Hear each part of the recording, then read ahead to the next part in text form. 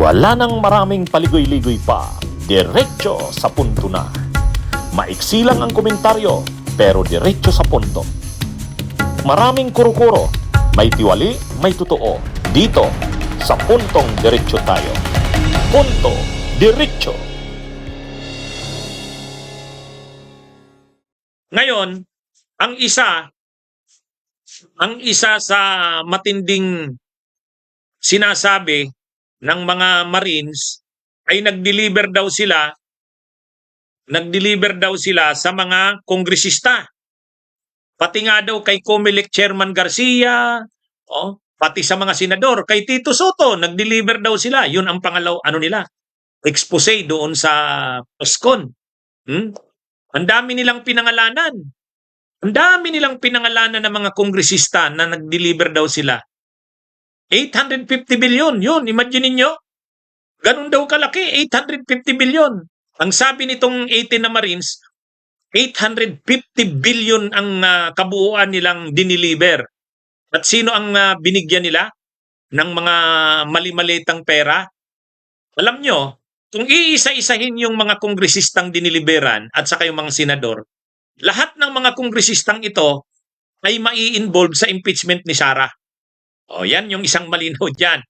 Sila J.J. Suarez, sila Beatrix Luestro, sila Congressman Benny Abante, sila Paulo Ortega, sila Joel Chua, lahat ng mga matatapang na tumitindig para sa impeachment ni Sara, kasama doon sa mga pinangalanan.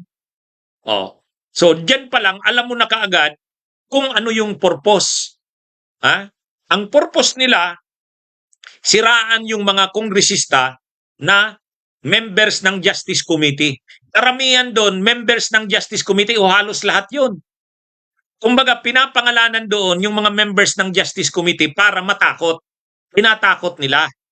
Parang, kung ayaw ninyo na banggitin uli namin ang mga pangalan ninyo, huwag kayong sumuporta sa impeachment ni Sara o huwag kayong bumoto sa impeachment ni Sara. So alam na natin ang purpose. Ang purpose nila, bakit ang mga congressman na sinasabi nilang diniliberan ng pera nung mga Marines daw na yon na tao ni Saldico, 850 billion daw ang kabuuan.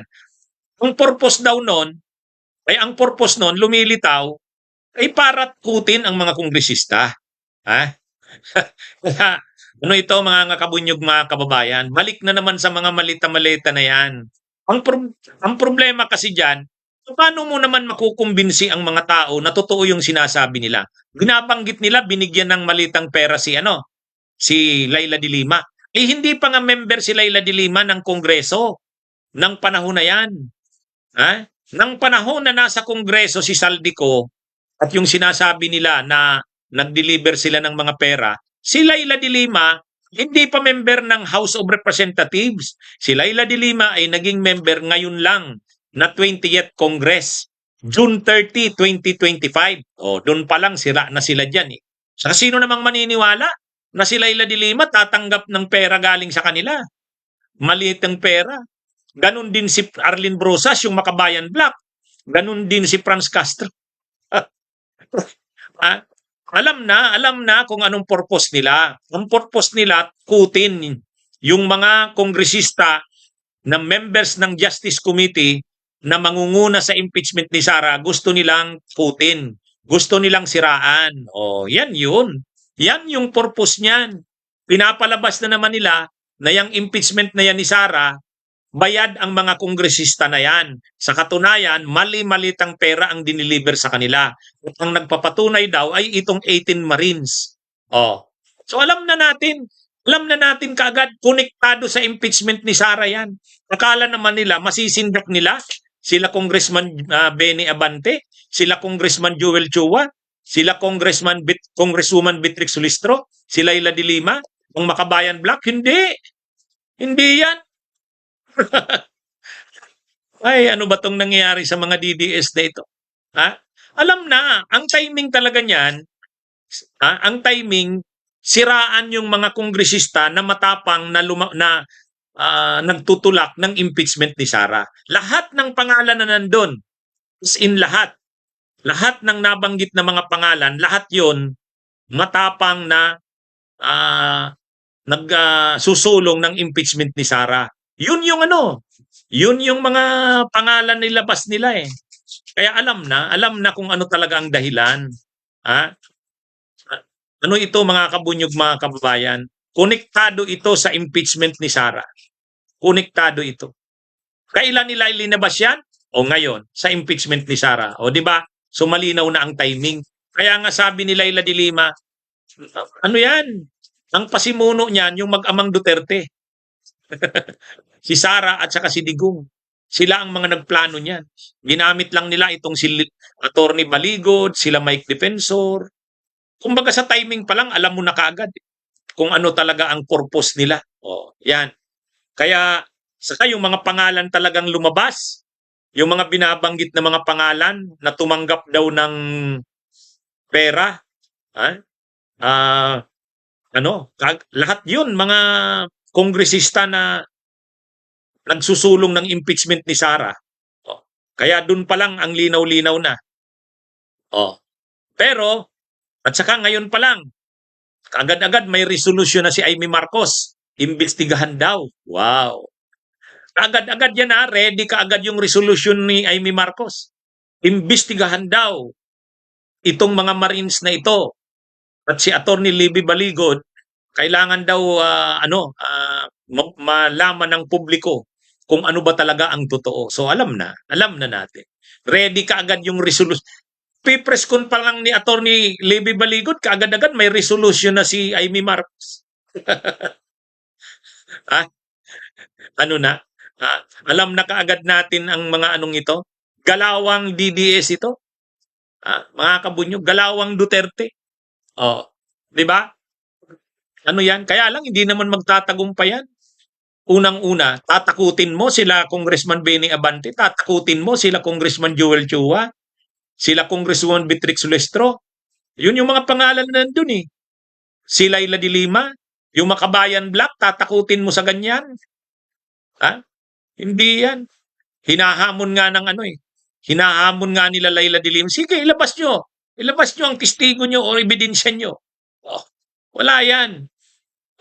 Maano naman yan. Wala, hindi uubra yung mga na yan. Sino namang maniniwala dyan?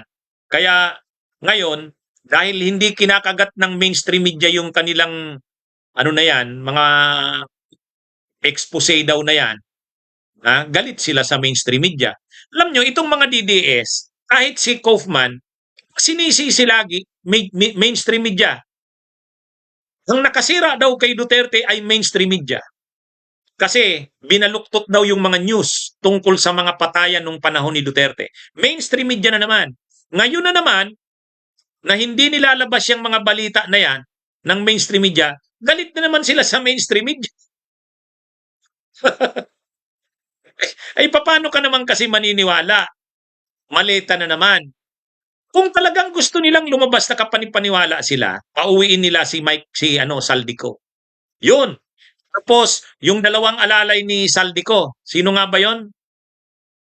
Ilocana Piman. Salamat sa pag-send ng donations.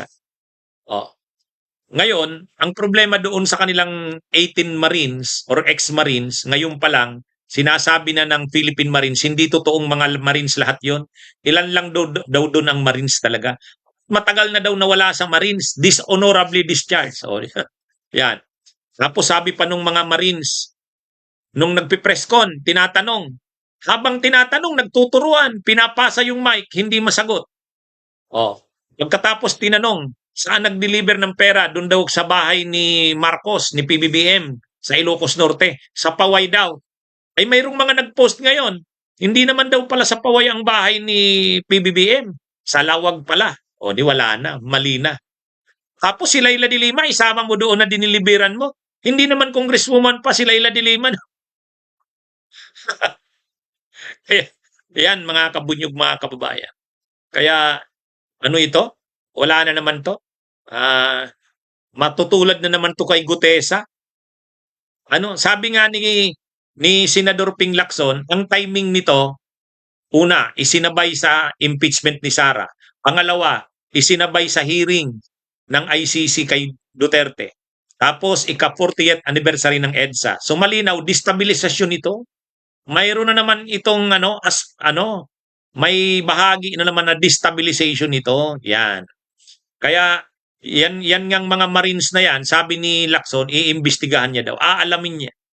Aalamin niya ang background ng mga ex-Marines na yan. Bunyog, bunyog, halikan na kasama ka. Bunyog, kapag buklod ay may pag-asa. Luzon, Visayas, Mindanao, isa ang pananaw. Sa bagong Pilipinas ang bunyog isisigaw. Bunyog.